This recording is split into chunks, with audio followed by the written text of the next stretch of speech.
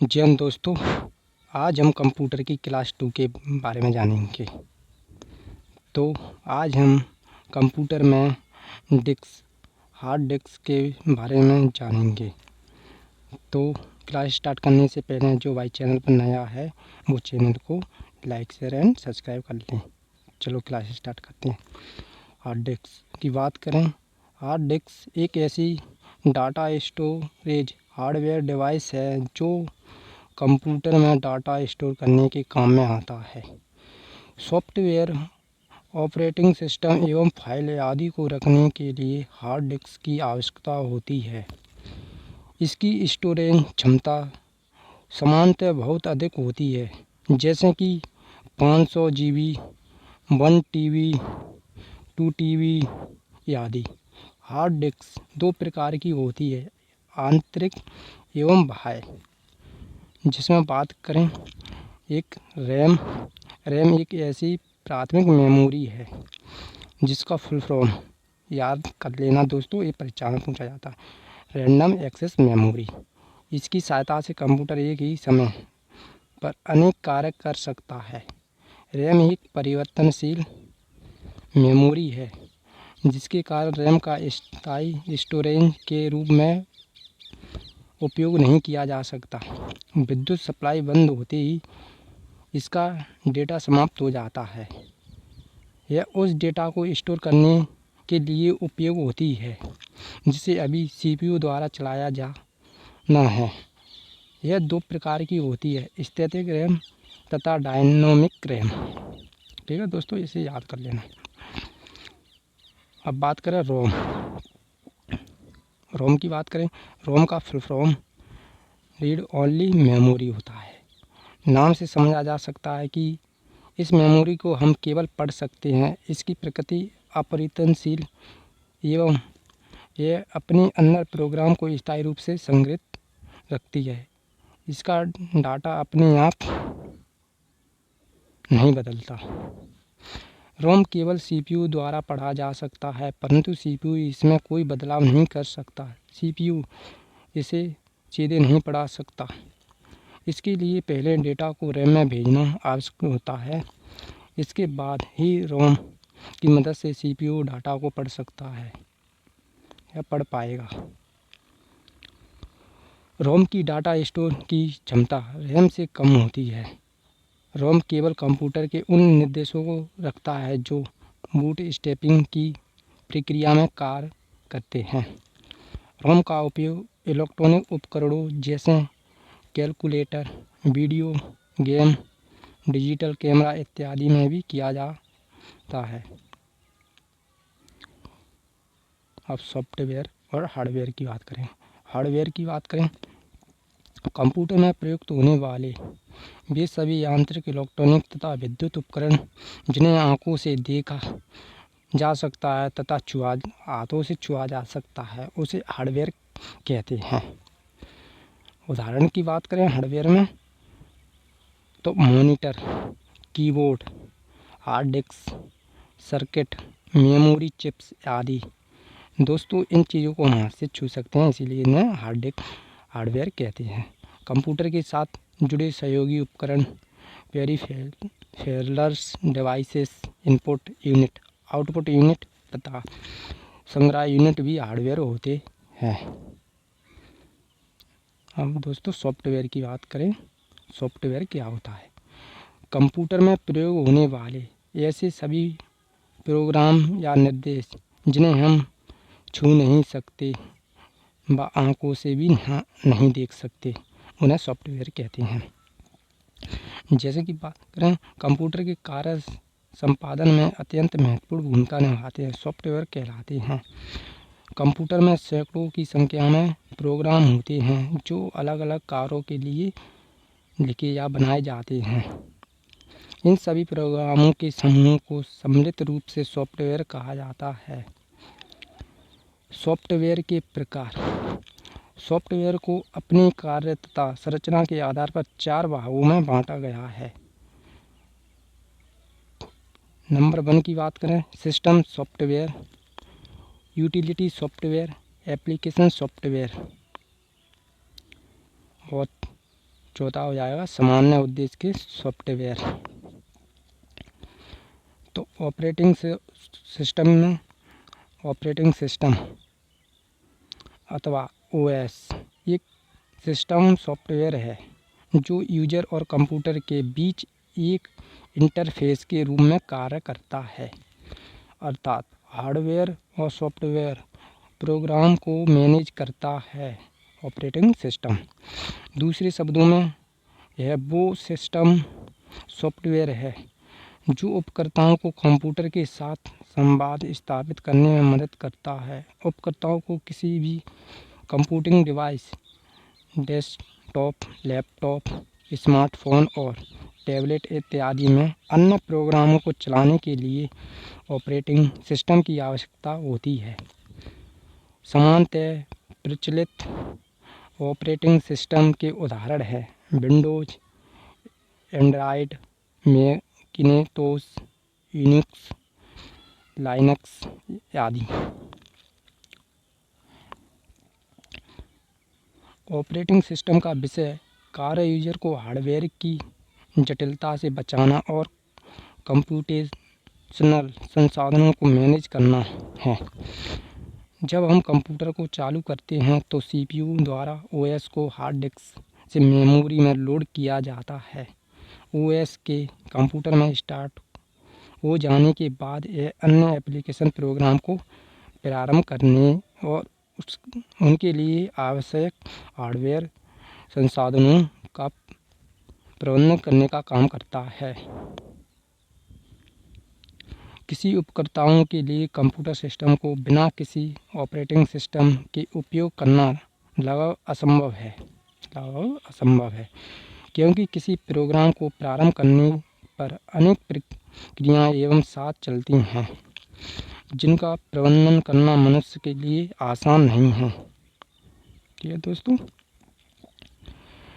Computer में एक समय में चल रही अनेक प्रक्रियाओं को निष्पादित होने के लिए सेंट्रल प्रोसेसिंग यूनिट और कंप्यूटर मेमोरी की आवश्यकता होती है। ऑपरेटिंग सिस्टम में सभी प्रोसेसिंग के लिए इन संसाधनों की आपूर्ति करना, इसलिए इन्हें रिसोर्स मैनेजर भी कहा जाता है। इसे याद कर लेना। ओएस यूजर और कंप्यूटर के बीच एक कम्युनिकेशन लिंक बनाता है ताकि यूजर किसी भी एप्लीकेशन प्रोग्राम को ठीक से चला पाए तथा उसे आवश्यक आउटपुट प्राप्त हो सके। माउस का उपयोग एप्लीकेशन को खोलने तथा मेन्यू पर क्लिक करने के लिए किया जाता है। यह सब आधुनिक ऑपरेटिंग सिस्टम की सहायता से ही संभव है। जीयूआई ऐसा करने में महत्वपूर्ण सहायता करता है। ऑपरेटिंग सिस्टम उपकर्ताओं की फाइल मैनेजमेंट में भी सहायता करता है। इसके द्वारा यूजर अपनी ज़रूरतों के अनुसार डेटा को व्यवस्थित तरीके से सेव कर सकता है। ऑपरेटिंग सिस्टम की एक महत्वपूर्ण विशेषता मल्टीटास्किंग। इसकी सहायता से हम कई प्रोग्राम को एक समय में चला पाते हैं। ऑपरेटिंग सिस्टम के कार्य की बात करें,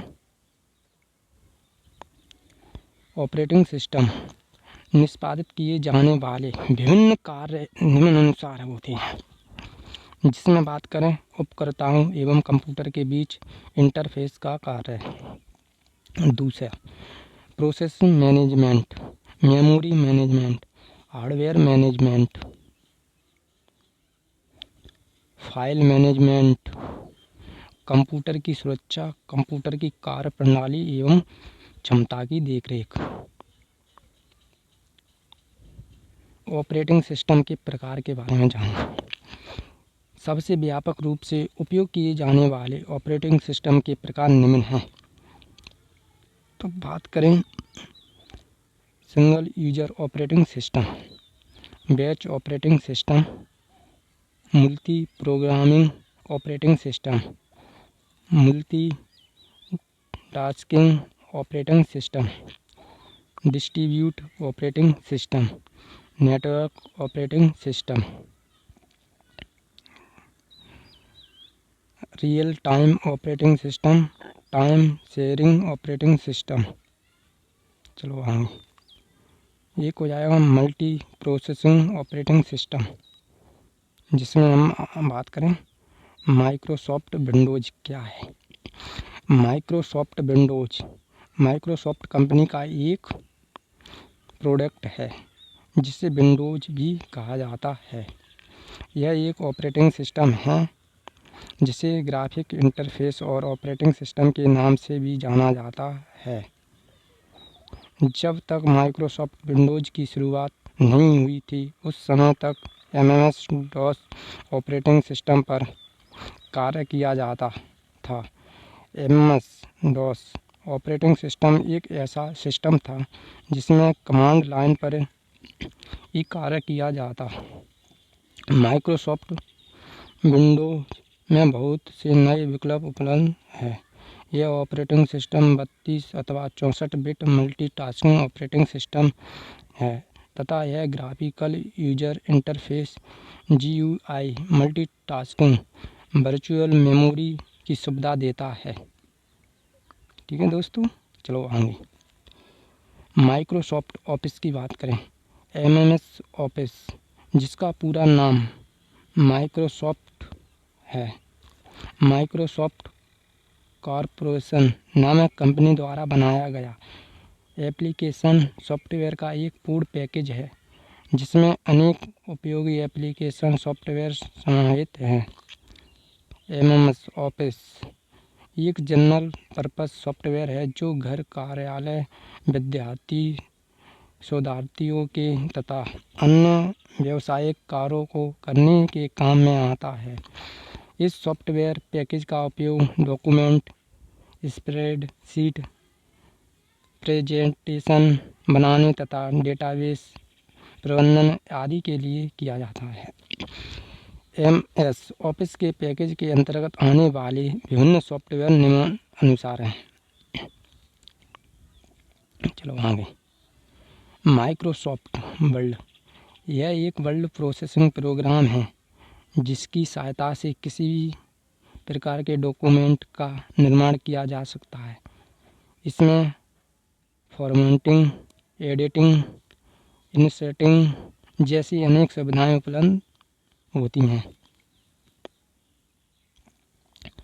माइक्रोसॉफ्ट एक्सेल, यह एक स्प्रेडशीट प्रोग्राम है जिसका उपयोग डेटा को व्यवस्थित रूप से प्रस्तुत करने, उसकी फॉर्मेटिंग करने तथा अनेक प्रकार की गणना करने हेतु किया जाता है।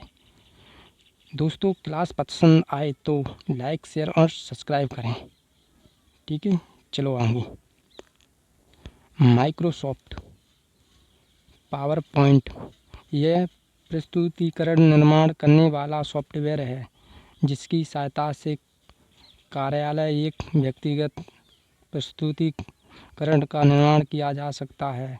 यह सॉफ्टवेयर व्यावसायिक प्रस्तुतिकरण के निर्माण हेतु भी अत्यधिक उपयोग किया जाता है। माइक्रोसॉफ्ट एक्सेस, यह एक डेटाबेस मैनेजमेंट प्रोग्राम है जिसकी सहायता से किसी डेटाबेस को सुव्यवस्थित रूप से जमाया एवं प्रस्तुत किया जा सकता है। इस सॉफ्टवेयर में फॉर्म, टेबल, क्रिएट, रिपोर्टर जैसी अनेक सुविधाएं उपलब्ध होती हैं। माइक्रोसॉफ्ट आउटलुक, यह एक ईमेल मैनेजमेंट सॉफ्टवेयर है जिसका उपयोग ईमेल से संबंधित कार्य के लिए किया जाता है। माइक्रोसॉफ्ट वन नोट, यह सॉफ्टवेयर एक प्रकार की डिजिटल नोटबुक उपलब्ध कराता है जिसका उपयोग नोट्स लिखने के लिए किया जाता है। इसमें डेटा स्वचालित रूप से सेव तथा सिंक्रोनाइज होता है। ठीक है दोस्तों, माइक्रोसॉफ्ट पब्लिशर, यह सॉफ्टवेयर डेस्कटॉप पब्लिशिंग के काम में आता है। इसकी सहायता से व्यक्तिगत या व्यावसायिक आवश्यकताओं के अनुरूप template, calendar, business card, brochure आदि का निर्माण किया जा सकता है। कंप्यूटर की भाषाएं। जिस प्रकार मनुष्य को एक दूसरे से बातचीत करने के लिए भाषा की आवश्यकता होती है, उसी प्रकार कंप्यूटर को कार्य करने हेतु भी एक विशिष्ट प्रकार की भाषा की आवश्यकता होती है। कंप्यूटर भाषाएं अनेक प्रकार की होती हैं, जिनमें अपने ही संकेत, कैरेक्टर और प्रयोग करने के नियम होते हैं, जो मनुष्य को कंप्यूटर को सूचनाओं के आदान प्रदान में सहायता करते हैं, ताकि रूप से संबंधित क्रमानुसार व्यवस्थित निर्देशों का समूह जो कंप्यूटर को दिए गए कार्यों को करने या दी गई समस्याएं सुलझाने में मार्गदर्शन कराता है। वे भाषाएं जिनमें प्रोग्राम लिखे जाते हैं प्रोसेसिंग भाषाएं कहलाती हैं। सही परिणाम पाने के लिए कंप्यूटर को सही प्रोग्राम दिया जाना आवश्यक है। इन प्रोग्रामिंग भाषाओं को निम्न रूप से वर्गीकृत किया जा सकता है। बात करें मशीनी भाषा। मशीनी भाषा वह भाषा होती है जिसमें केवल 0 और 1, 2 अंकों का प्रयोग होता है। यह कंप्यूटर की आधारभूत भाषा होती है, जिसे कंप्यूटर सीधे सीधे समझ लेता है। मशीन भाषा बाइनरी कोड में लिखी जाती है। कंप्यूटर मात्र बाइनरी संकेत अर्थात 0 और 1 को ही समझता है एवं कंप्यूटर का परिपथ इन बाइनरी कोड को पहचान कर इन्हें विद्युतीय संकेतों में परिवर्तित कर देता है। इस भाषा में 0 का अर्थ लो ऑफ है, जबकि 1 का अर्थ हाई या ऑन होता है।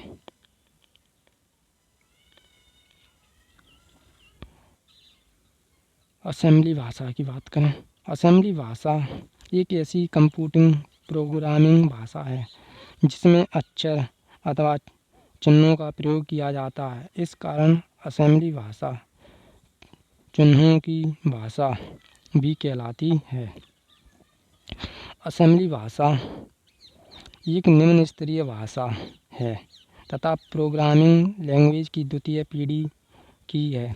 यह भाषा प्लेटफॉर्म डिपेंडेंट होती है, अर्थात प्रत्येक प्रोसेसर हेतु इस भाषा के निर्देश भिन्न होते हैं। उच्च स्तरीय भाषा। उच्च स्तरीय भाषा कंप्यूटर में प्रयोग की जाने वाली वह भाषा है जिसमें अंग्रेजी अक्षरों, संख्याओं एवं चिन्हों का प्रयोग करके प्रोग्राम लिखा जाता है। यह भाषा किसी भी प्रकार के प्रोसेसर पर है। कंपाइलर द्वारा इस भाषा के निर्देशों का अनुवाद करने उन्हें मशीनी भाषा में बदला जाता है। इसके उदाहरण C++, JVA, HTML, PASCAL आदि हैं। असेंबलर ये हम अगली क्लास में जानेंगे। दोस्तों क्लास पसंद आए तो लाइक, शेयर एंड सब्सक्राइब करें और ज़्यादा से ज़्यादा शेयर करें।